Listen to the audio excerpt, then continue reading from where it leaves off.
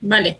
Y si quieres dejar tu video abierto también, bueno, como Sí, quieras. entonces la dinámica es como la presentación, después de la presentación, o sea, de mi presentación, digamos, de quién soy, que a entrar ya a la presentación como tal, y de ahí hacemos un cierre y preguntas. Sí, Ese exacto. sería más o Las menos preguntas eso. para el final. Y, y bueno, y si quieres, ¿te quieres autopresentar o prefieres que te presente, como tú prefieras? Pues yo voy a contar un poco más como desde mi historia, ¿no? Listo, Entonces, puede ser más bien como desde ahí. Igual si tú quieres dar unas palabras también, pues listo. Entonces, está esperemos bien. a ver quién más se conecta. Yo voy a revisar unas cosas por aquí y ya volvemos.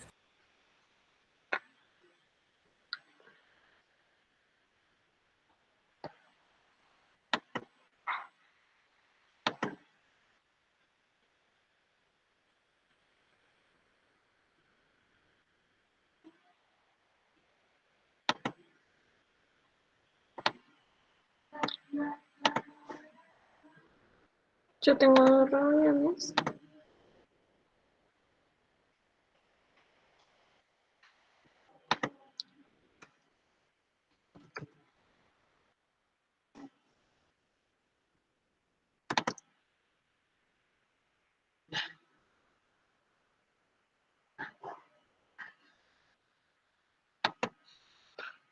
Bueno, ya son las 3.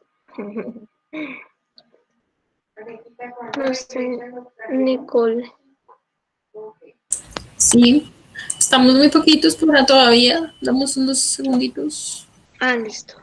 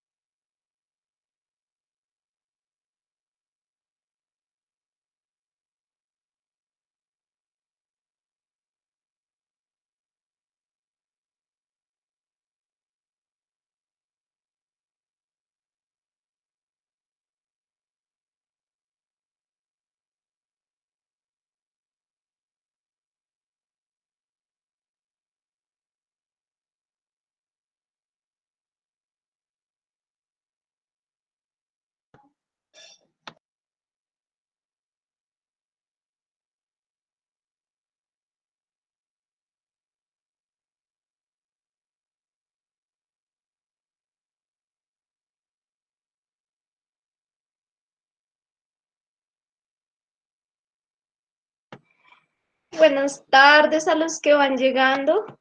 Si pueden, por favor, escribirme en el chat. Tengo, pues, conocimiento que algunos de ustedes han estudiado ecología, entonces me gustaría conocerlos un poco más y saber si son estudiantes, en qué semestre se encuentran y en qué carrera están, que cursan, para tener como un panorama del público al que me voy a dirigir la tarde de hoy. Muy buenas tardes, Adrián. Ya nos estamos acá conectando. En unos contados minuticos comenzamos. Estamos esperando pues las personas que se van a ir conectando. Acá ya tengo el primer comentario de ecología, tercer semestre.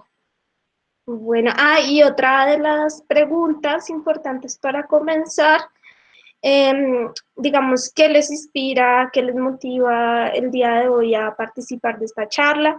O sea, ¿cuál es como su principal propósito de hacer parte hoy de este encuentro? Me gustaría también como saber eso pues yo tengo una presentación, pero también dentro de la conversación podemos ir desarrollando y resolviendo inquietudes, entonces estaría bueno que ustedes me contaran si alguna vez han sembrado, eh, cómo vinculan el tema de la ecología con el tema de la siembra, que han escuchado sobre eso. Si quieren intervenir en algún momento también existe la posibilidad. Pueden levantar la mano y yo aquí estaré atenta de quienes levanten la mano para hablar. Y si no, lo hacemos también a través del chat. Bueno, ahí los estaré también leyendo. La relación con la agroecología, perfecto, chéverísimo. Sí, hoy yo tengo pues, la presentación preparada pensando también en ustedes que son ecólogos, o están en camino a hacerlo, y pues vamos a tratar un tema, pues el tema de la agroecología, que hace parte también de la visión desde la ecología. Bueno, yo creo que ya es como viene siendo hora de irme Sí, presentando. podemos ir empezando si quieres ya. Uh-huh. Voy a dejar de presentar aquí para que tú quedes en primera plana. Y bueno, es un placer para mí hoy presentarles a Valentina Castaño Hoyos. Ella es bióloga, magíster en enseñanza de las ciencias de la Universidad Nacional de Colombia y pertenece al exploratorio intercultural CEGUA y el emprendimiento Humo Sapiens. Entonces yo voy a dejar que Valentina maneje todo el tiempo la presentación. Lo único es que cuando estés haciendo tu presentación de PowerPoint, no te va a aparecer el chat. Entonces, yo lo que voy a hacer, si tú prefieres, es las preguntas las dejamos para el final para que cuando ya culmines tú respondas a las personas del chat. Perfecto, sí, está muy bien. Vale, Está gracias. muy bien. Bueno, mucho gusto. A mí siempre me gusta compartir con estudiantes también porque yo fui una de ellas y quiero contarles pues un poquito de mi historia. Gracias Nicole por la invitación muy especial. Como ella dijo, bueno, mi nombre es Valentina, yo llevo ya un camino pues digámoslo de varios años como sembradora.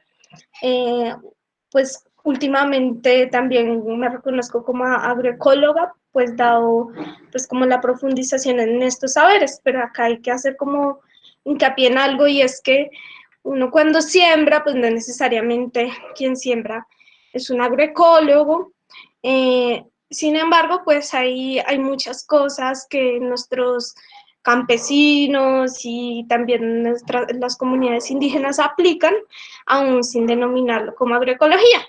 Entonces es importante, como veníamos hablando en el principio, que reconocer estos saberes también locales en los territorios y cómo nos son también útiles para aplicarlos en el tema de la siembra.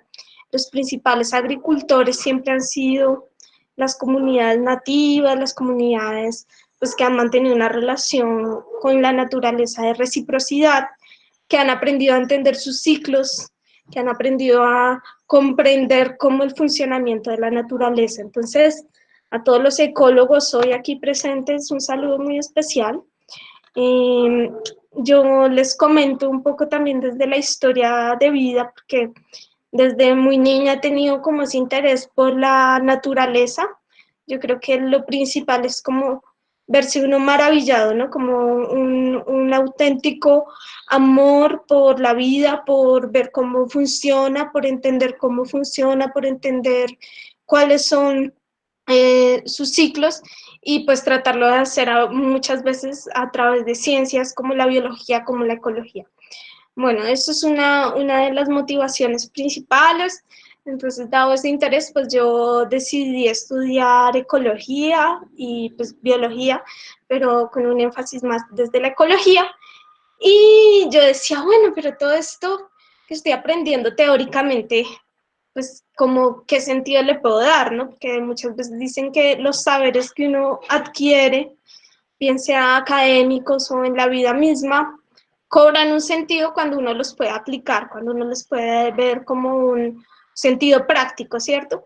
Entonces, en ese transitar, en esa búsqueda, yo llegué a la huerta de biología de la Universidad Nacional y allí empecé más como una práctica. Y cuando yo llegué a la huerta, yo decía, bueno, no, no, uno piensa, no, yo no sé sembrar, pero entonces se da cuenta que el sembrar es algo tan natural, tan como, digamos que como nosotros mismos vemos en la semilla ya está toda la información, en la naturaleza ya está toda la información para poder uno como compenetrarse. Entonces aquí una de las primeras claves de esta charla es que en nosotros, en la medida que nos convertimos en observadores, que nos convertimos en investigadores, digamos, aprendices de la vida, empezamos a entender que los ciclos, que la naturaleza de por sí ya tiene una dinámica y que nuestra función es como entenderla, aprenderla, a utilizar también a nuestro favor, ¿sí? Como que ser parte de la naturaleza también y volvernos parte de ese ciclo que ya de por sí existe. Entonces esa es una de las como claves también en la agricultura, es poder, agroecología, ¿no? Porque sabemos que también en la agricultura han habido pues planteamientos de la revolución verde que van en contra de muchos de los principios de la naturaleza o de la agricultura industrial. Igualmente, yo no soy partidaria pues de la siembra de esta manera, sino más bien de una siembra orgánica, una siembra que tenga en cuenta, como les decía, los ciclos y los principios naturales. Entonces, vemos que desde ahí, pues es sencillamente una simulación, una réplica de lo que ya en la naturaleza como tal existe. Algunos de ustedes han conocido el concepto sobre sucesiones ecológicas, ¿sí? Y es como aprender también a generar tipo ecosistemas, que en la agroecología se le denomina agroecosistemas, dentro de nuestras propias huertas, parcelas o cultivos. Bueno, esto como a modo general, una introducción, ¿sí? De lo que vamos a entrar a profundizar el día de hoy.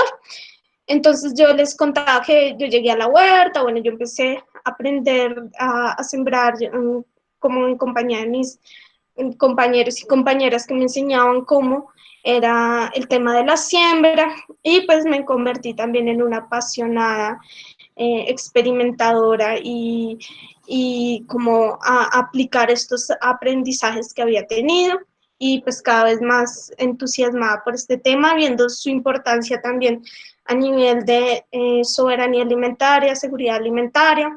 Entonces, bueno, la siembra tiene muchos beneficios desde este punto de vista, y es muy importante que, como les decía, si aprendemos a utilizar bien en nuestro beneficio estos principios, pues podemos generar entornos también muy abundantes, con bastante, pues, con biodiversidad, biodiversos no solo en el sentido de plantas, sino también animales. Entonces es uno de los beneficios que trae la agroecología. Bien.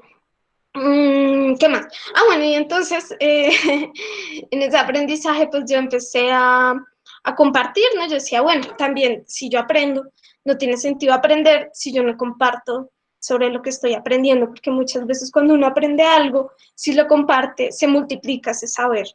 Entonces empecé a compartir aquello que aprendía, como lo sigo haciendo hasta el día de hoy, y lo hice a través de escuelas populares, de escuelas donde podía compartir a personas que querían ingresar a la universidad y quizás no tenían todos los recursos, una cátedra que se llamó Cátedra de Ciencias de la Vida, que es ver que la vida no es solamente o la biología o la ecología, sino también incluye aspectos, o sea, como de otras ciencias, como incluso la química, la física, pero no solamente ciencias exactas y naturales, sino también sociales, ciencias como sociología, como la antropología, como incluso la economía misma, ¿no?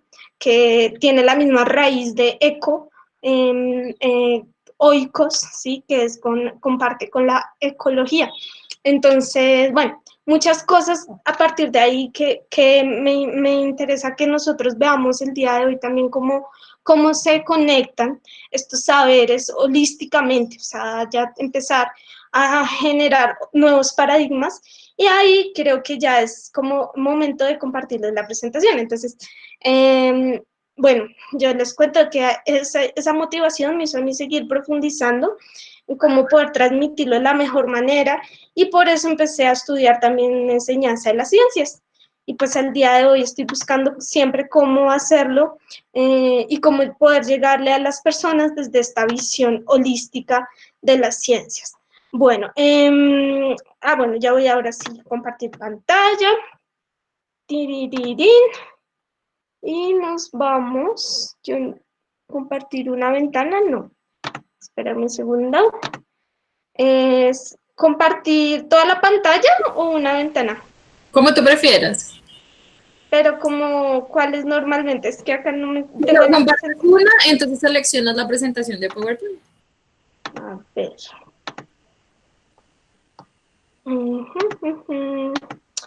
Entonces, ya voy. Porque, ya la apareció. Listo, ya. Entonces, bueno, ahí está. Esperemos que ya nos va a aparecer, ya casito. Ya nos apareció.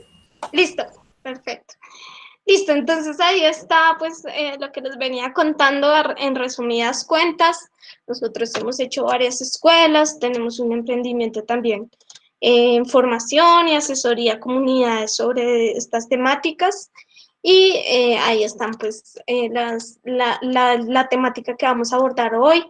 Es el de la siembra y los saberes naturales. Bueno, hoy no coloqué agroecología, pero vamos a abordar dentro de la presentación la agroecología. Quería darle como una amplitud más grande y es poderlo ver desde los saberes naturales aplicados a nuestros cultivos. Bueno, entonces acá todo esto que les venía compartiendo, estamos hablando básicamente de un cambio de paradigma, ¿sí?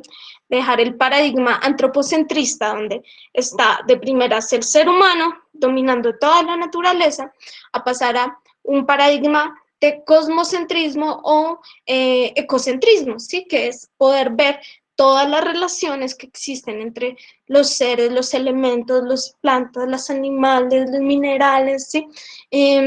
Con el ser humano, o sea que nosotros somos parte de ello y no somos pues el centro, ¿no? No gira en torno a nosotros, sino gira, es más bien en torno a la vida, a otras teorías biológicas como la del Margulis nos está hablando de una como basada en Gaia, ¿sí? Que es la Tierra. Bueno, entonces ahí nosotros vamos a ver que en la ecología, ahí es como una ecológica, ¿sí?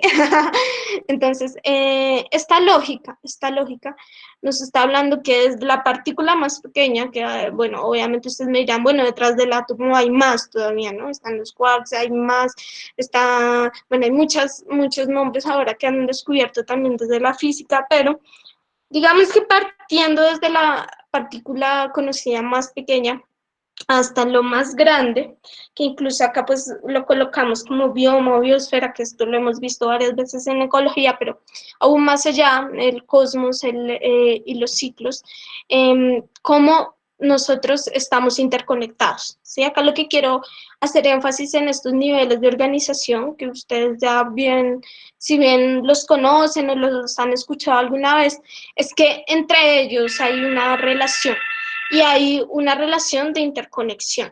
Entonces, esta relación implica que nosotros ya no vemos un ente, digamos, un individuo aislado del resto, sino lo que estamos viendo de redes, ¿sí? Y desde las últimas tendencias también en la biología, lo que podemos ver es cómo estas redes están interconectadas en varios y diversos niveles. Entonces, acá vemos dos redes, una a nivel micro, desde la bioquímica, ¿sí?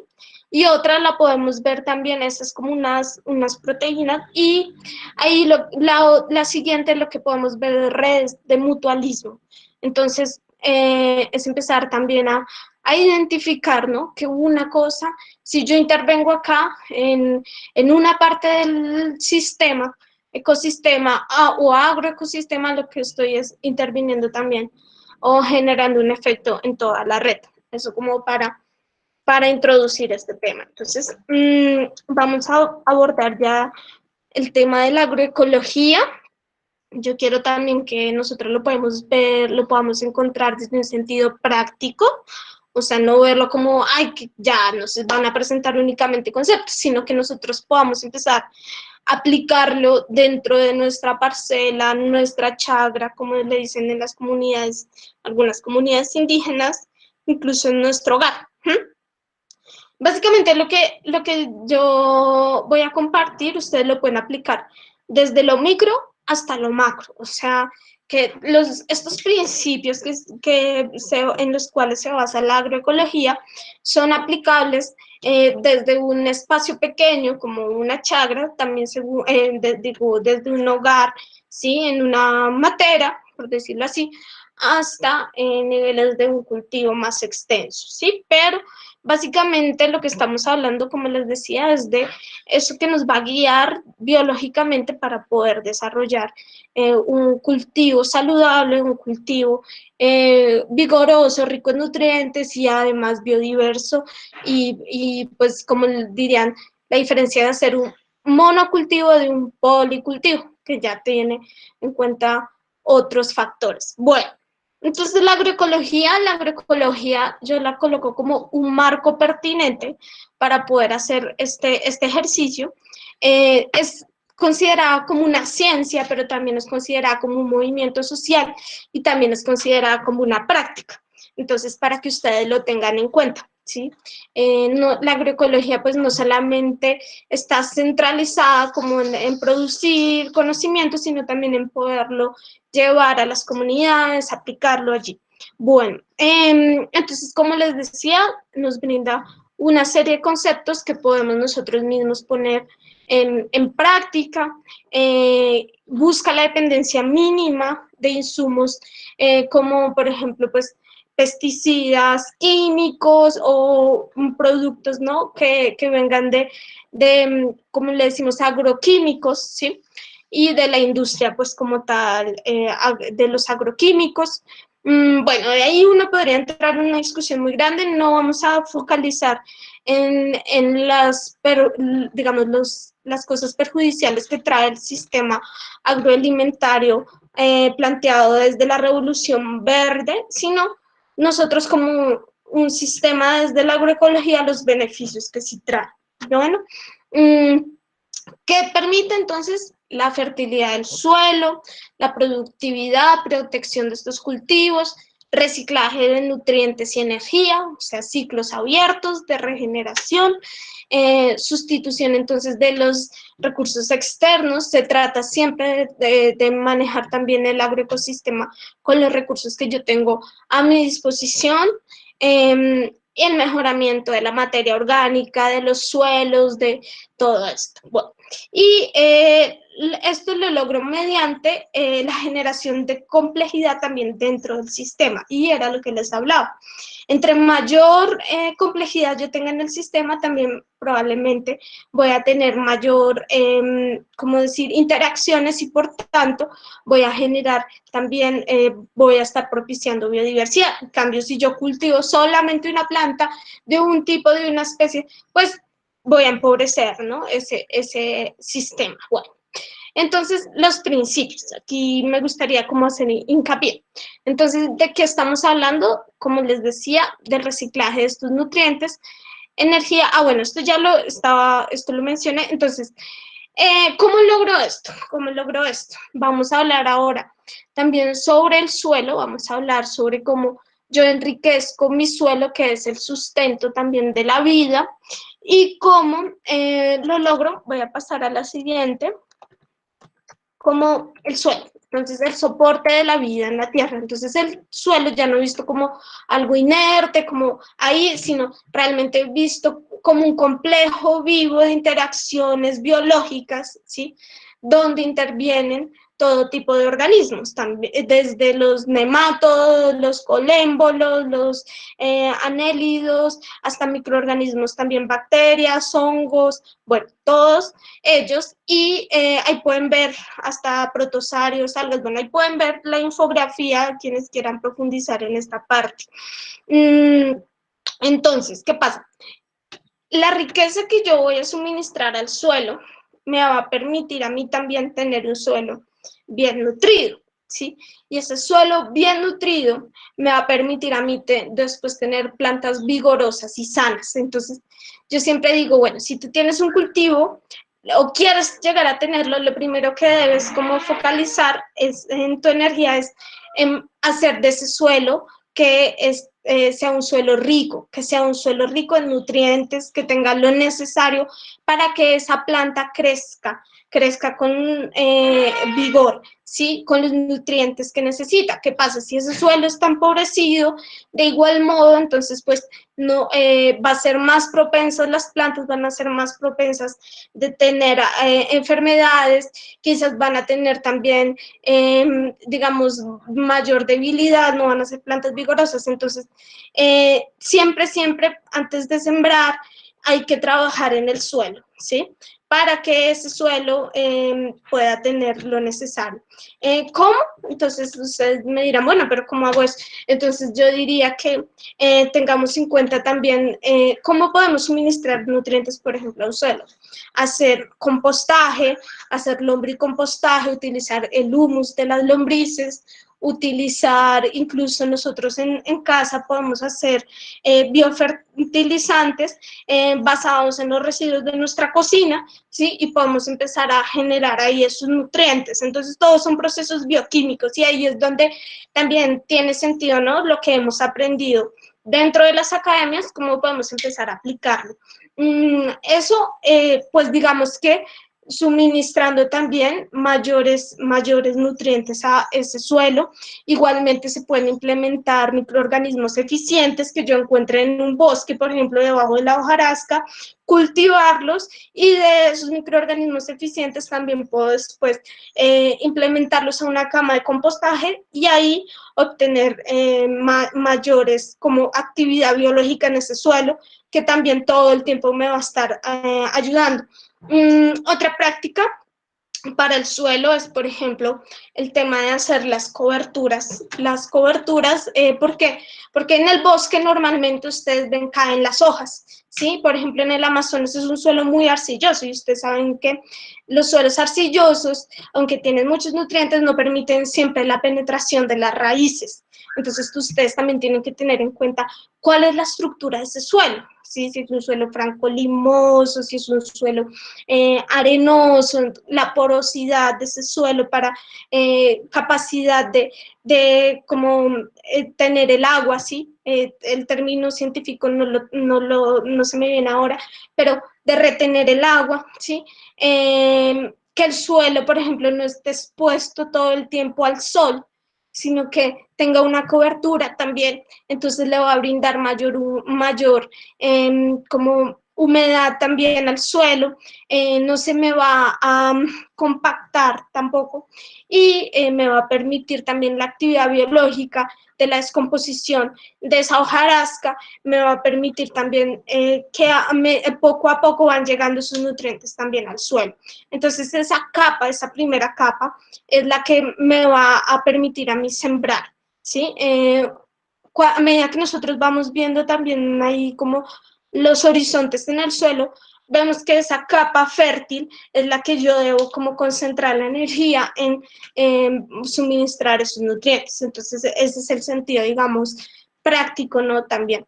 ¿Qué más? Por ejemplo, si yo estoy hablando de restauración de suelos, en un suelo que ha sido intervenido con ganado, por ejemplo, entonces todo el ganado, me pisoteó ese suelo, lo compactó, o un suelo erosionado que se le lavaron los nutrientes, entonces yo cómo puedo recuperar esos nutrientes.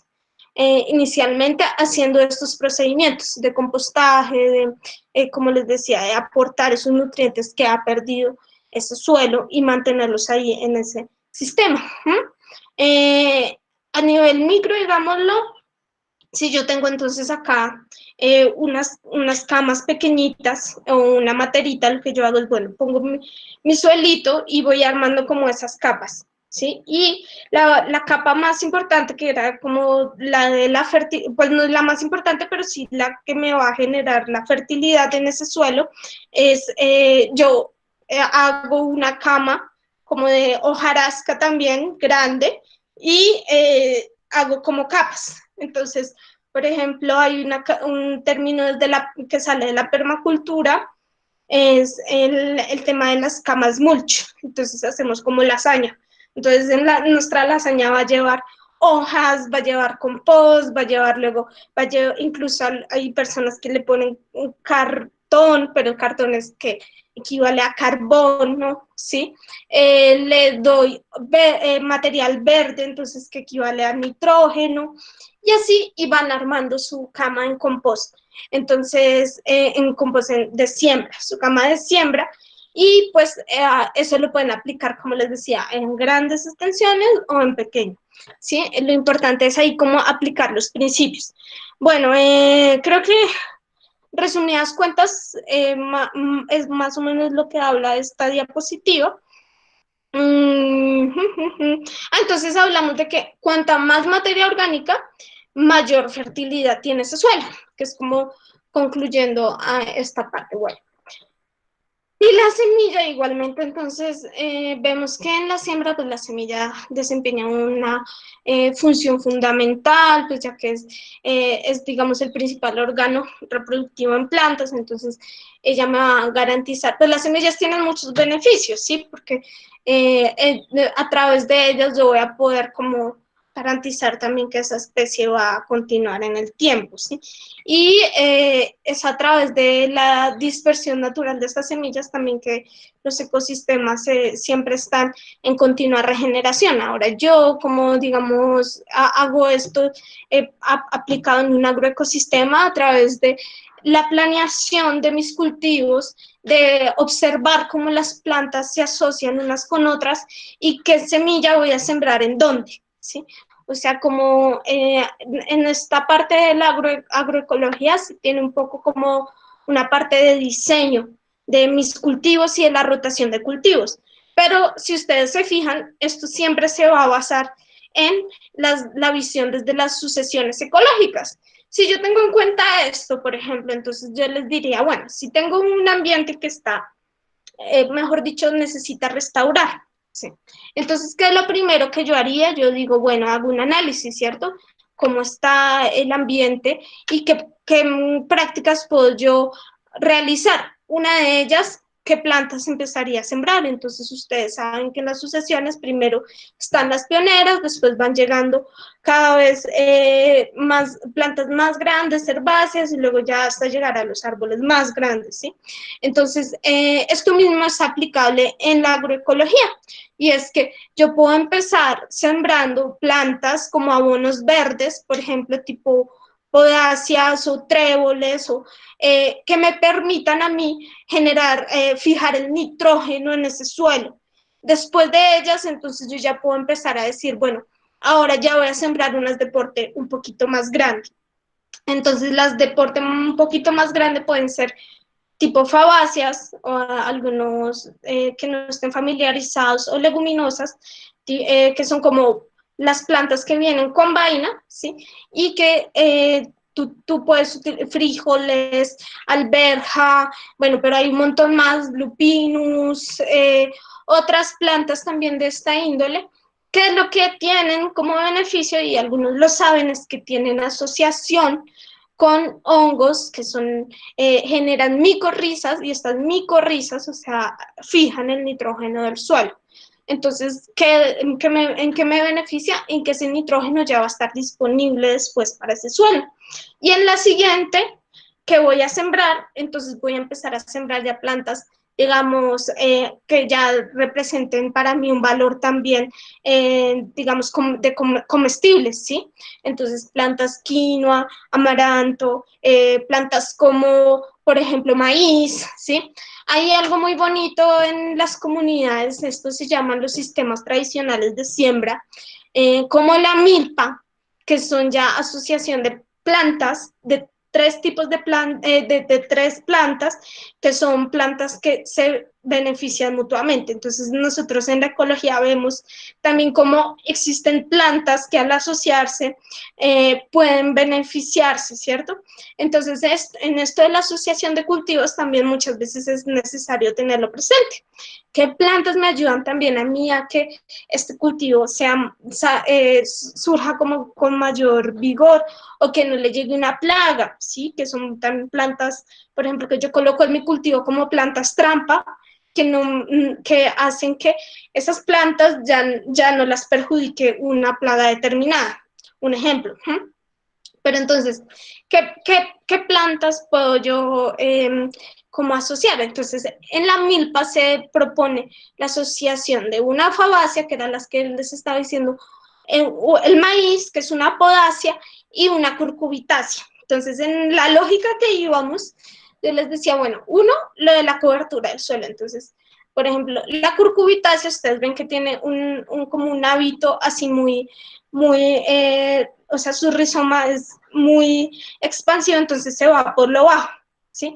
Se va por lo bajo. Y el maíz, ustedes ven que es una plantita así que va hacia arriba, erguida, la podacia. Y si yo utilizo una fabácea, un frijol, por ejemplo, enredadera, entonces cumple otra función también. Entonces, aparte de fijar el nitrógeno, me va a permitir que esa planta, que es enredarse en el maíz, y el maíz le va a brindar sostén, mientras la curcubitácea le está brindando cobertura al suelo y le está generando también mayor ahí, o sea, un beneficio, digamos, para las tres. ¿Sí? Entonces va a tener un cultivo, un policultivo digamos, mini, ¿no? De maíz, calabaza, por ejemplo, y un frijol, o un tipo, o pueden ustedes escoger. Lo importante ahí es que vean la función y el hábito de estas plantas y cómo se relacionan dentro del cultivo. Esto es un ejemplo de los muchos tantos que pueden existir en cuanto a asociación de plantas.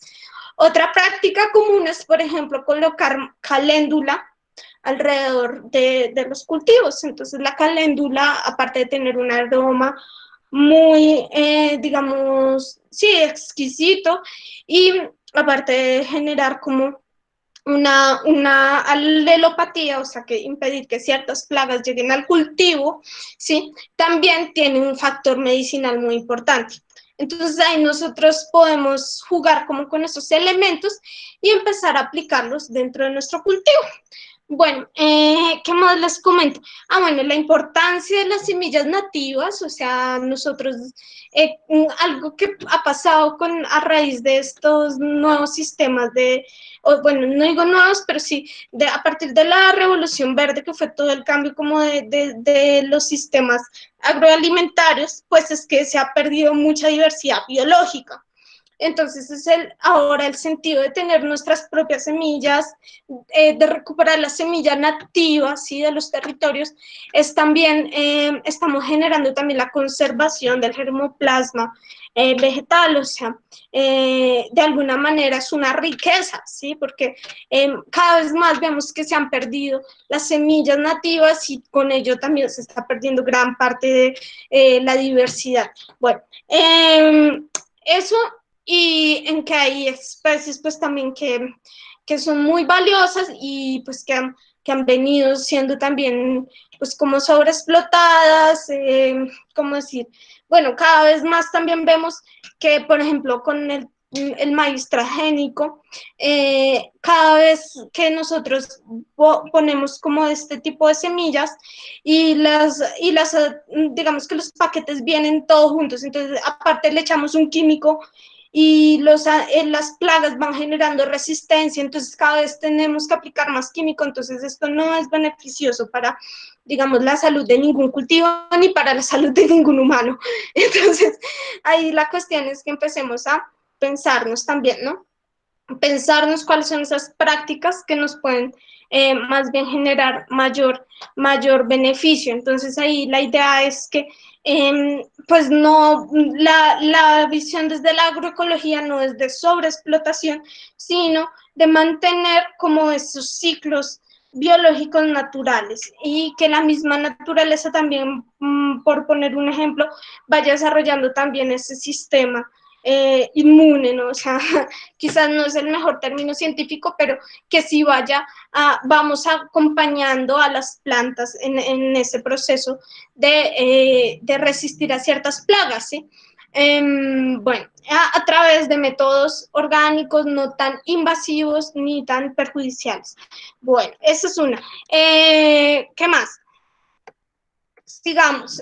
Entonces, en el cultivo, pues les decía que lo importante, pues ahí es mantener esa complejidad biológica. Lo que les decía de los monocultivos es que si yo tengo un monocultivo y llega una plaga, pues no va a tener manera de resistir a esa plaga. O sea, puede que si esa plaga es muy dura, me acabo con el cultivo.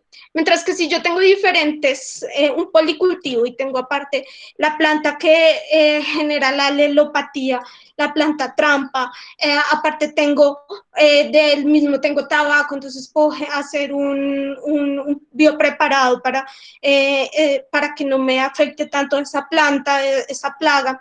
Entonces me voy dando cuenta que la diversidad y la complejidad de ese sistema me permite a mí garantizar también que en adelante haya mayor, como que prospere, ¿no? Que sea más sostenible, o sea, en el tiempo, y no que pues se me llegó una plaga y arrasó con todo. Entonces, eso es una de las partes. Otra de las partes, entonces, es que también a mayor fertilidad, menor degradación. Es como, pues, como algo muy evidente, diría yo, ¿no?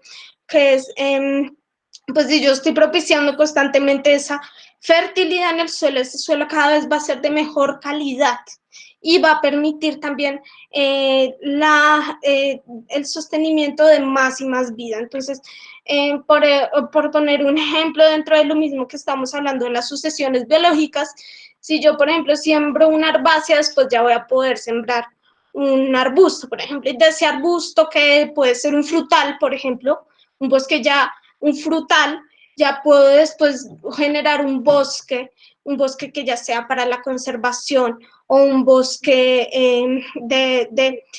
agroforestal, aplicando la agroforestería. Bueno, hay una cosa acá, por ejemplo, muy interesante y es que o sea, empezamos a ver que la ecología también tiene mucho nexo, como digamos, con el tema de la conservación y la agroecología también. O sea, ya no estamos hablando solamente como, no, acá están nuestros cultivos de conservación, sino también como esa interacción, ¿no? Cómo yo puedo empezar a conservar ciertos ecosistemas y a la vez también en hacer, digamos, siembras intercaladas y empezar a producir alimentos.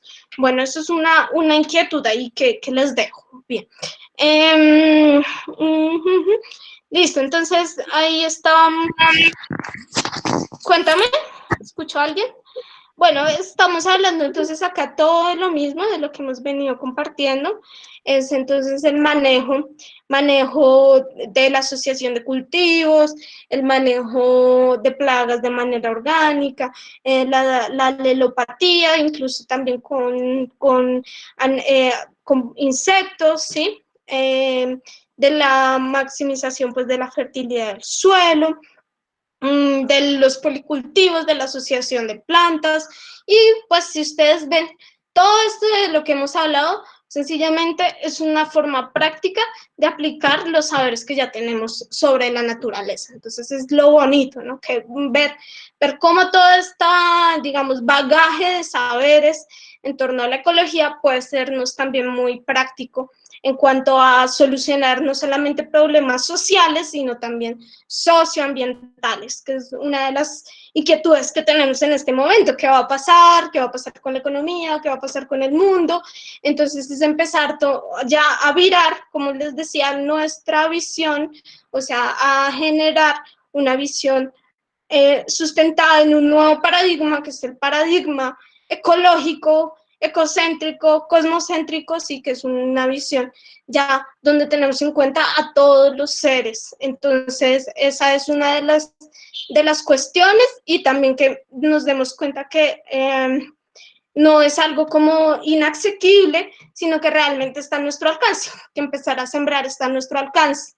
Y ya si alguno de pronto quiere preguntarme cosas respecto específicamente a cómo empezar o algo, también lo podemos dialogar en un momento. Bueno, entonces la conclusión es muy curioso, ¿no? Porque nosotros decimos como, bueno, estamos ya en la era de la super hipertecnología, tenemos, o sea, el ser humano y sus descubrimientos, y en este momento que estamos viviendo como este momento histórico también, nos estamos dando cuenta como la humanidad entera se doblega ante los poderes de la naturaleza. Entonces, yo digo que en ese sentido, después de toda esa marcha, de ese progreso que le decimos progreso, uno de los actos como más evolucionados, ¿sí? Podría decir, en términos, digamos, o sea, de actos que podemos emprender como seres humanos, es volver a la tierra, es volver a reconocernos de que venimos de la tierra y ahí volvemos todos, ¿sí? Independientemente de nuestras creencias. Entonces es muy importante empezar a contemplar, ¿no? Primero esa naturaleza de la que somos parte y a volvernos como sus partners, sus amigos, sus compañeros, sus hermanos, para que podamos empezar a generar realmente acciones que van en beneficio de la vida y no en su contra, ¿sí? Entonces, esa es como lo que quería reflejar ahí en esa diapo sitiva.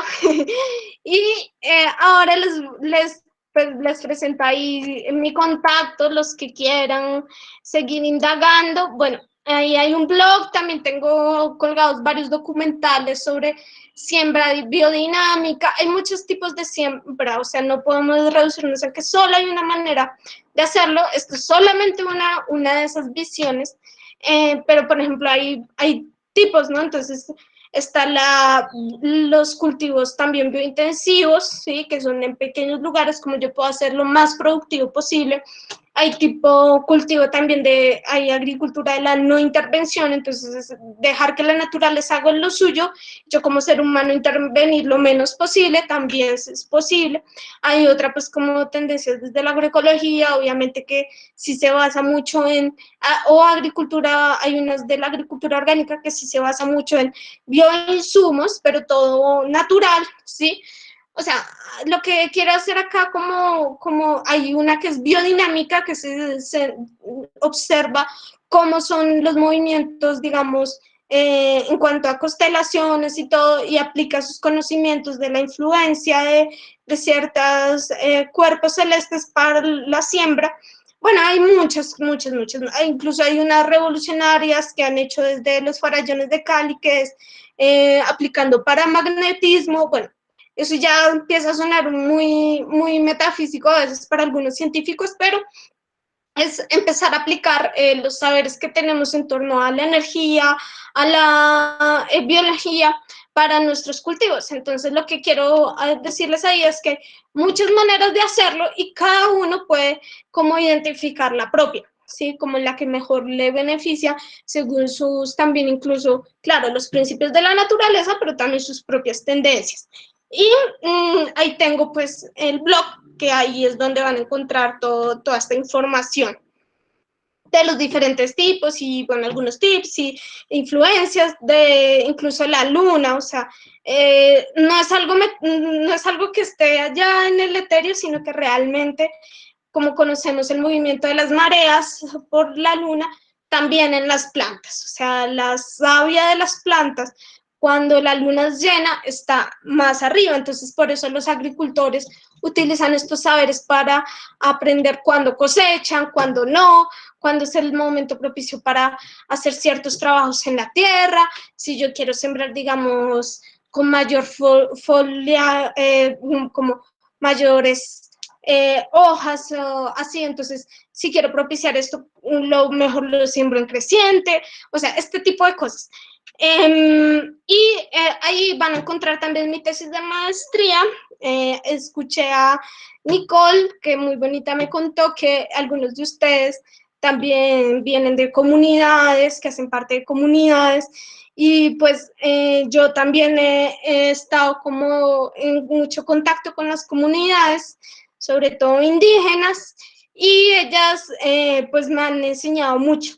Entonces, en mi tesis de trabajo de maestría, yo dije, bueno, pero es que porque solamente los saberes, digamos, categorizados como científicos son válidos. Entonces yo voy también a aprender de cómo se sembraba en las comunidades, cómo siembran los Misa, cómo siembran los Huitoto, cómo siembran los Nasa. Entonces ahí en ese trabajo lo que hago es como ver esas dos visiones, de la disciplinar, que es como académica, y los saberes también locales, y como estos saberes, en vez de contradecirse, lo que hacen es como un diálogo, un correlato, un complemento, y construyen un saber. Entonces ahí pueden encontrar pues, sobre esto, sobre estos, las infografías que les presenté el día de hoy están allí, hay conceptos como mejor desarrollados, metodologías también de cómo podemos empezar a hacer siembras comunitarias y bueno, y presentar una experiencia sobre todo práctica. Esa es lo que yo desarrollé como una forma de educación ambiental. Entonces, bueno, esas son, y ahí estoy con unos maicitos el día de mi grado, porque pues para mí los maíces también tienen una representación simbólica, ¿no? Y es la diversidad de nuestros pueblos, la diversidad, y como desde esa diversidad también se genera una gran unidad. Entonces, bueno, espero hayan disfrutado, aprendido, me cuentan, les leo, recibo su retroalimentación y pues no sé si tengan preguntas. Gracias, Valentina. No, yo primero tengo que decir que eres una persona que transmite mucha tranquilidad, la manera de contar las cosas de una manera tan fluida, tan tranquila. En el chat tenemos algunas observaciones, no sé si las estás viendo. Tenemos la observación de la profesora Livia. Livia es una de las profesoras que trabaja con botánica en el programa. ¿Lo estás viendo ahí? Sí. Entonces, Livia dice que ella quiere hacer una aclaración sobre la definición de semilla, que más que un órgano reproductivo es una estructura principalmente de dispersión. Y que el embrión es una planta joven, por así decirlo, es un esporófito en desarrollo. Sí. Por aquí tenemos una pregunta de Vanessa. Los huertos urbanos, ¿cómo se pueden desarrollar con las comunidades? Listo, entonces tú estás hablando de agricultura urbana. Estoy acá leyendo también. Tin, tin, tin. Ah, bueno. Entonces, por ejemplo, depende también, siempre que nosotros queremos sembrar un huerto, debemos ver cuál es el contexto que nos rodea, ¿cierto? Y cuáles son las motivaciones de sembrar. Si es, por ejemplo, tener nuestro propio reservorio de semillas, si es, por ejemplo, producir nuestro propio alimento, y dependiendo también del contexto de cada comunidad. Entonces, por ejemplo, pues acá donde ustedes me ven, acá atrásito tengo unas plantas también sembradas y yo diría que lo principal ahí para iniciar este proceso de agricultura urbana es que lo hagamos por nosotros mismos, que primero es pues como empecemos a generar como los experimentos. Yo soy pues alguien muy experimental también, muchas veces no muy conceptual y estoy como complementando todo esto y gracias por la aclaración de las profes. Pero entonces muchas veces también es como, bueno, ¿cómo yo pongo en práctica eso que sé sobre las semillas? ¿Y cómo empiezo a ver ese desarrollo de la planta? ¿Cómo empiezo yo a experimentar con el agua, con el suelo? Entonces, a lo que yo voy es que siempre tenemos que tener en cuenta el territorio donde vamos a sembrar. Y según eso también elegimos qué insumos necesitamos. Por ejemplo, digo yo, Los procesos con las comunidades son muy importantes, generarlos a partir del diálogo, de los acuerdos, de si la comunidad está de acuerdo, de empezar a fijar como unas pautas de cuándo nos vamos a organizar a sembrar, ¿sí? De cómo vamos a hacerlo, de un diseño, inicialmente decimos diseño permacultural, que es como cómo va a estar esa chagra organizada. Bueno, y a partir de ahí, ¿qué plantas voy a sembrar? Entonces, ¿en qué territorio me encuentro primero? Si estoy en territorio frío, ¿qué semillas son propias a ese territorio? Si estoy en caliente, bueno, ¿cuáles, digamos, por ejemplo, si el territorio donde voy a sembrar tiene mucha sombra o no? Entonces, primero es la observación de las condiciones, factores que están allí interviniendo. Y luego ya también entonces es ya la elección de lo que les decía, semillas, plantas y labores culturales que yo voy a realizar. O sea que, por ejemplo, yo voy a, bueno, acá tengo ahí atrásito, yo tengo una camita, entonces es pequeña, un semillerito.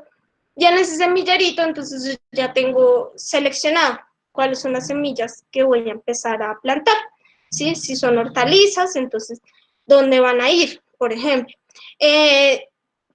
Yo diría que para empezar, entonces, necesitamos tener como un conocimiento del contexto. Y según eso, tomar las elecciones apropiadas, porque no es lo mismo sembrar en una casa que sembrar en un terreno. Eso para comenzar. Luego, también de qué plantas yo quiero priorizar, ¿sí? Y también sobre cuáles son esas asociaciones de plantas, como les decía. Si pudieras de pronto desarrollar mejor, también Vanessa, si nos pudieras contar un poquito más de esto para también seguirte compartiendo. Vanessa puede abrir el micrófono si quieres. La idea es también interactuar un poquito, Sí, escucharlos. ahí está Johnny. Johnny también nos está compartiendo. Que Vanessa no puede abrir. Vanessa, escríbenos. Johnny nos escribió, muy interesante también, él es del pueblo Yanacona. Te cuento, Johnny, que nosotros hicimos este trabajo. Voy a pasarles por acá, por el mismo chat también, la tesis para quienes se encuentren interesados y poderla ver mejor. Te cuento que nosotros estuvimos ahí también con compañeros del Cauca y nos compartieron mucho sobre cómo sembrar también desde el maíz, desde la visión del maíz. Y aquí en esta parte que tú comentas, es muy importante ver también como el contenido simbólico, ¿sí? El contenido simbólico de que ya, exacto, la semilla desde el concepto biológico, pero también la semilla vista desde la visión simbólica. Entonces, para muchas comunidades, muchos pueblos, el cultivo, digamos, del tradicional, no solamente representa un conjunto de plantas, sino también incluso muchas veces representa la comunidad misma. Entonces, ellos van observando cuál es el desarrollo de ese cultivo para poder ver incluso reflejado allí cómo está su comunidad. Entonces, eso es uno de los ejemplos que yo coloco en el sentido simbólico también que tiene el sembrar, ¿sí? Y eso también le brinda mucho contenido, le brinda como mucho, ¿cómo decirlo yo? Un sentido también de hacerlo, un sentido más allá también incluso de lo ecológico, un sentido social, un sentido comunitario, un sentido de tejido social. Entonces eso. A ver, qué más les puedo compartir que les gustara o que quisieran como profundizar de lo que se habló hoy? Hay una pregunta de Sergio y una pregunta de Alexander. No, perdón, Santiago. Santiago, ¿puedes abrir tu micrófono?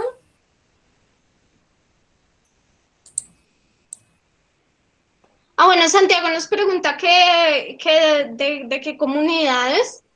Eh, Además, también pues yo he estudiado el sentido de la siembra desde la visión de los aruacos, de la visión también de Iku y del pueblo Muisca. Entonces, por ejemplo, Les voy a poner un ejemplo. Yo recuerdo una vez que va a sonar un poco curioso para los que son muy científicos, pero yo estaba con una madre de allá del pueblo Aruaco, entonces ella me decía, yo le decía, bueno, pero ¿cuáles son las prácticas de cuidado para que no lleguen plagas a su cultivo? Era la pregunta concreta mía.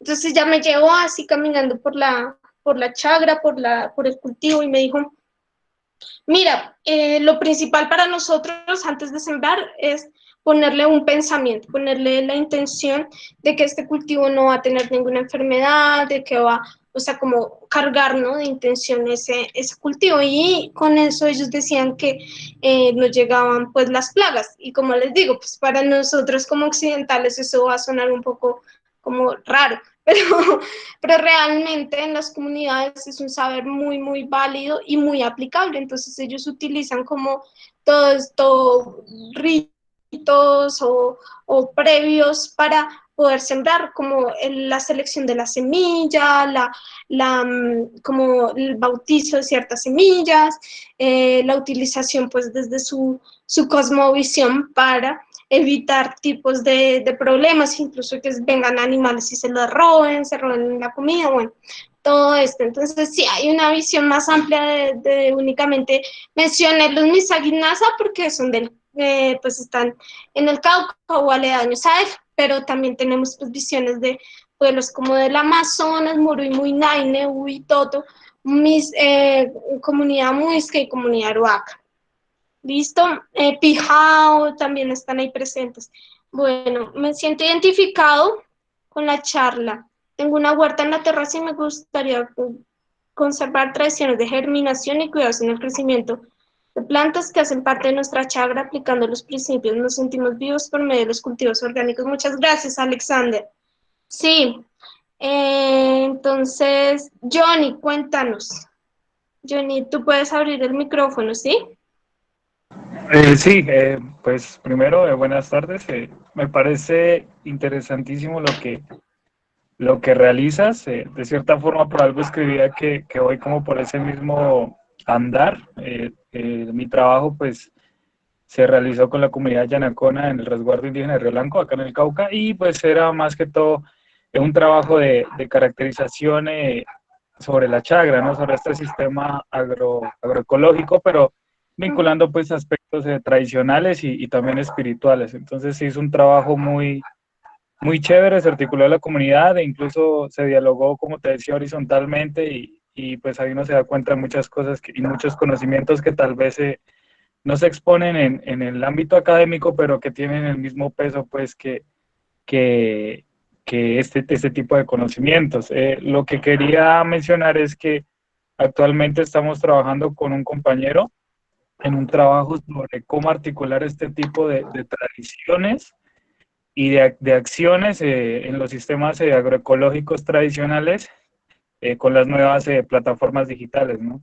Entonces, para nosotros es de mucha importancia contar como con o entablar nexos con más gente que esté en este tipo de procesos para pues luego ya establecer una dinámica bien chévere que te comentaré ya profundamente más. Pues si me regalas tu contacto, por favor, y también los que estén aquí interesados, porque es una construcción entre todos, ¿no? Sobre cómo visibilizar este tipo de acciones y los agroecosistemas. Muchas gracias por tu aporte. Sí, yo considero, Johnny, que ese es uno de nuestros mayores como desafíos actuales, ¿no? De cómo podemos empezar a conectar estos saberes también desde estas plataformas y hacerlo de una manera pues, exitosa, ¿sí? Que tenga esta visión, este sentido. Muchas gracias también al Movimiento Vital, a Paola, que nos escribe. Muy bonitos su retroalimentación. Ahí les coloqué el contacto del correo y el número celular. Si quieren entrar en contacto y ver cómo podemos apoyar también estos tejidos, estas redes que están surgiendo y ver en qué puntos nos podemos encontrar para apoyarnos, será muy enriquecedor también. Les cuento que Hay un movimiento también muy grande ahorita sobre transición en Colombia y en el mundo, y también hay una visión desde las ecoaldeas de cómo generar pues estos movimientos en redes de ecoaldeas más amplios, en comunidades, aplicando pues todo esto que hemos venido compartiendo, pero también pues sistemas de gobernanza, nuevas formas, ¿no?, de habitar esta tierra.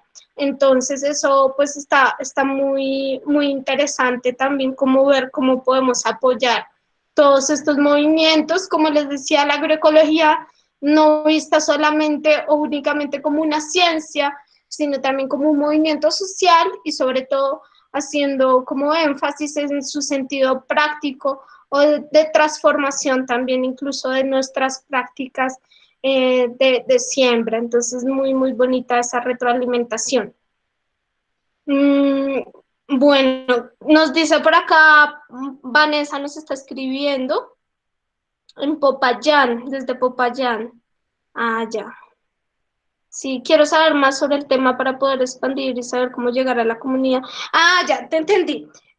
Vanessa, tú nos estás preguntando sobre las metodologías que podemos empezar a aplicar para generación de estos huertos, ¿sí? No tanto sí, el sentido biológico, pero más como el sentido social. Entonces, ahí en la tesis del grado que te compartí, yo estaba compartiendo una metodología, entonces, de investigación participativa. Te recomiendo que revises sobre métodos de investigación cualitativa más que cuantitativa, sobre cómo poder llegar también a las comunidades. Entonces, acá en Colombia tenemos un representante fundamental, diría yo, que es Fals Borda, ¿sí? Y él nos habla sobre métodos también de investigación con comunidades. Entonces, lo primero que debemos hacer siempre antes de llegar a proponer a una comunidad es conocerla, y conocerla es poder entender cómo son sus formas, ¿no?, de pensar, empezar a aprender también, retomar cuáles son sus saberes propios, reconocer esos saberes que ya están dentro de la comunidad, ¿sí? Valorar sus sabios, sus sabias, valorar sus propios conocimientos sobre el tema, y ese sería como un primer diagnóstico. Pero entonces se habla ya no de una investigación como un objeto de estudio, de que allá está la comunidad y allá está el investigador, el que va a aportar, sino realmente de que nosotros como investigadores nos volvemos con la comunidad, o sea, nos incorporamos y somos parte de ella para poder realmente generar como una transformación, como romper esa brecha, ¿no?, que existe entre el científico y la comunidad en general. Eso lo logramos entonces siendo parte también como te digo, comprendiendo sus dinámicas propias y de la comunidad. O sea, lo que plantean estas metodologías participativas es que de la comunidad es de donde deben empezar a surgir esas propias como visiones, esas propuestas, porque ahí la comunidad misma también va a tener como un vínculo más fuerte con lo que está proponiendo, o sea, va a generar a través de esa, ¿cómo decirte yo? O sea, un nivel de compromiso mayor, ¿sí? Porque ya no es lo que me está diciendo fulanito que yo haga, sino lo que yo mismo propuse y cómo yo como propicio para que se dé. Y genero equipo y genero una dinámica pues de tejido social. Y nosotros como, digamos, entre comillas, investigadores participativos, lo que hacemos es orientar a esa comunidad, dar como una pauta, un consejo, pero nunca imponernos sobre su visión, porque ahí es donde empiezan a entrar como esos conflictos. Entonces, yo he utilizado propongo ahí también varios métodos, digámoslo, eso desde la investigación y acción participativa, pero también tradicionales, que es como la minga comunitaria, es cuando todos en equipo, bajo un mismo objetivo, vamos con ese propósito y hacemos un esfuerzo conjunto por lograr eso. Entonces, por ejemplo, vamos a sembrar, vamos a construir una casa, bueno, todos nos juntamos y vamos a por ello. Y el diálogo intercultural de saberes, que es podernos sentar a dialogar en comunidad sobre nuestras visiones y llegar a acuerdos. Eso es digamos, de los puntos de vista desde los métodos participativos. No sé si te queda claro. Igual puedes profundizarlo más. Hay una investigación también sobre investigación creativa que también recomiendo revisar, del maestro Zavala, Germán Zavala. Y bueno, hay infinidad, pero básicamente es empezar a participar también activamente con la comunidad. Listo. ¿Algo más que me quieran compartir, que quieran profundizar, que quieran que hagamos como que un cierre que podemos? Ivonne quiere participar, no sé si Ivonne puedes abrir tu micrófono. Sí, gracias. Valentina, yo quisiera hacerte una pregunta en nombre de las mamás. Aquí a esta charla, pues yo le hice la invitación no a personas que hacemos parte de la academia, sino también a personas que tienen otro tipo de profesiones, pero que también son amas de casa. Entonces tú al inicio pues nos comentabas que estos principios se pueden aplicar tanto a algo muy cotidiano como tener tus plantas en tu casa a algo en una escala más amplia. Entonces, mi mamá y otras mamás que han estado escuchándote, pues se preguntan, y bueno, ¿y yo qué puedo hacer con mis plantas, con las plantas que yo tengo en mi casa? ¿Cómo puedo hacer para cuidarlas mejor? ¿Cómo puedo hacer para lidiar con las enfermedades o con las plagas que se les presentan? Y que no sea pues el uso de productos convencionales. Entonces, desde esta visión tan bonita que tú nos estás compartiendo, ¿qué le podemos decir a las personas cuando están o tienen sus matas, sus planticas en la casa? Bueno, pues sí, mira, por ejemplo, prácticas así de cuidado, ¿sí? De labores culturales para las plantas, por ejemplo. Entonces, hay desde biopreparados, por ejemplo, si tienen plagas, entonces con ají, ajo, ¿sí? Plantas como el tabaco también, biopreparados para cierto tipo de plagas. Por ejemplo, la polilla blanca, bueno, otros animalitos áfidos que se presentan muchas veces, estos verdecitos, se pueden controlar como con este tipo de biopreparados, ¿sí? Entonces es también ver nosotros como, digamos, en el sentido práctico podemos empezar a aportar esto. Por ejemplo, yo les decía que lo de la cobertura lo podíamos llevar desde un nivel micro hasta un nivel macro. Entonces, por ejemplo, yo también coloco cobertura en mis plantas, por más que yo esté pues acá en la casa, yo le coloco cobertura a esas plantas, ¿sí? ¿Qué más? Por ejemplo, en la reproducción de las semillas, entonces, mirar cuáles plantas me benefician con siembra directa. Por ejemplo, yo utilizo una forma y es que es como la medida de las semillas y 3 veces la medida de la semilla, hago el huequito de esa medida y ahí es donde yo siembro bien sea el maíz o el frijol. Pero, por ejemplo, hortalizas se pueden sembrar también en semilleros. Entonces, es ver cómo también les decía cuáles son las adaptaciones de esas plantas y cómo yo puedo propiciar su reproducción de la mejor manera. Aunque siempre para todas estas prácticas lo que yo siempre he recomendado y lo he hecho porque lo hago desde pequeñas, incluso saber un concepto sobre biología, es que siempre lo hagamos como cuando sembramos ese frijol cuando éramos niños, ¿sí? Que era poder observar, poder aplicar esa observación y mejorar, ¿sí? Entonces, hacer esos pequeños experimentos son muy útiles a la hora de sembrar, porque nos van enseñando mediante también la aplicación de, claro, nuestros saberes, pero también el errar a veces y el continuar mejorando. Entonces es una forma también de la cual pues podría recomendar aplicar, y es mucho la observación y aplicar mucho pues también qué es lo que mejor me beneficia para las condiciones que yo tengo en casa. Por ejemplo, yo acá tengo muchísimo sol, entonces yo sé que necesito siempre mantener la humedad acá en este lugar, ¿sí? Entonces es una forma también, o sea, a través de la observación ver qué horas son mejores. Si es, por ejemplo, para regar mis plantas, yo prefiero regar en las tardes cuando no esté el sol directo, ¿cierto? Que en la mañana digamos, a mediodía, un ejemplo más. Entonces, esas cosas son las que les quiero, pues, como compartir. No sé si ¿sabes cómo se prepara? Estoy controlando un hongo por medio de purina, ají y ajo. Fermento fácil de preparar porque sí, tengo entendido que también la ceniza.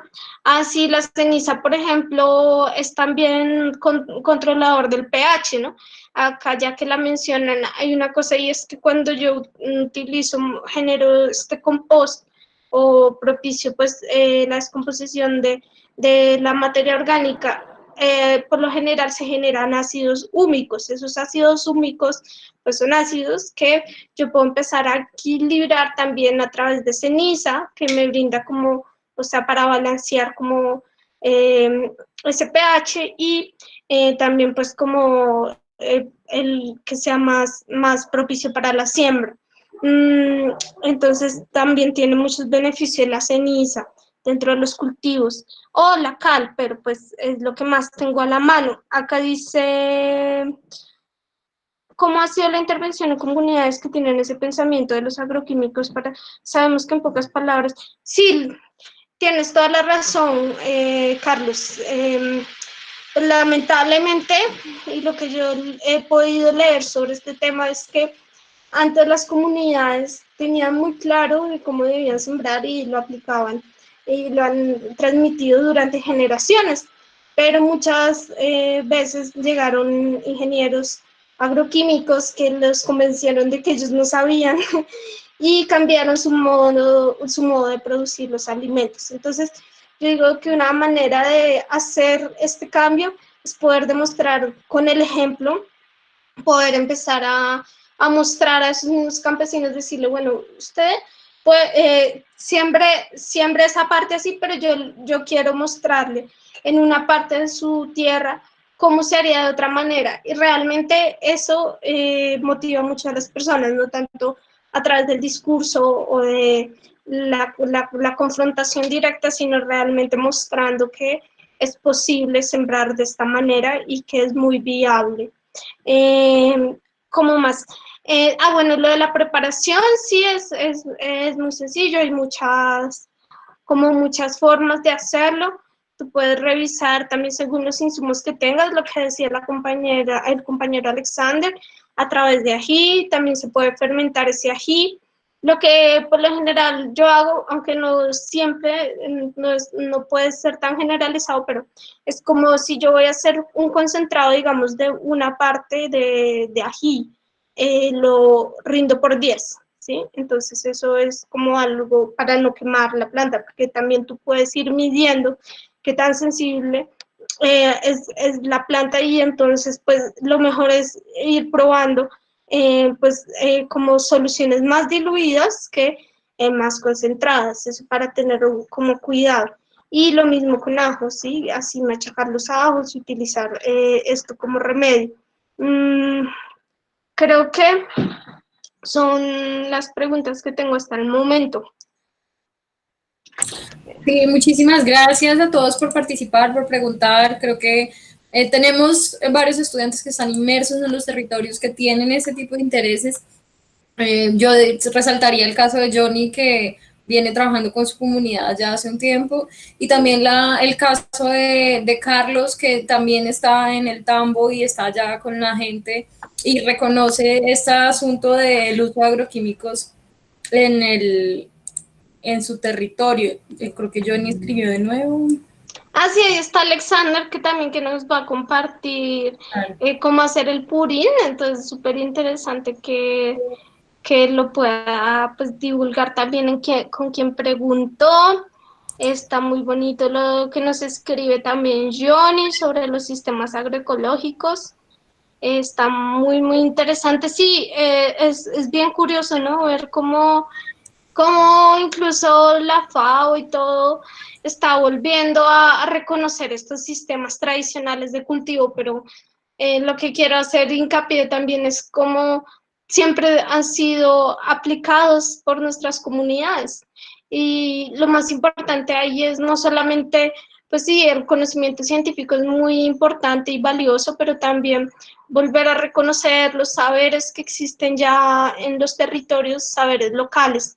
Y de estos planteamientos, como por ejemplo la ecología de saberes, nos habla también un gran ponente sobre estos temas de decolonización, que es Boaventura de Sousa Santos. Entonces, está muy interesante volver a estas voces que han sido invisibilizadas por tanto tiempo y volver a reconocer que ahí ya están estos saberes implícitos y que hay maneras de, como decir, validarlos, de darles un valor, ¿sí?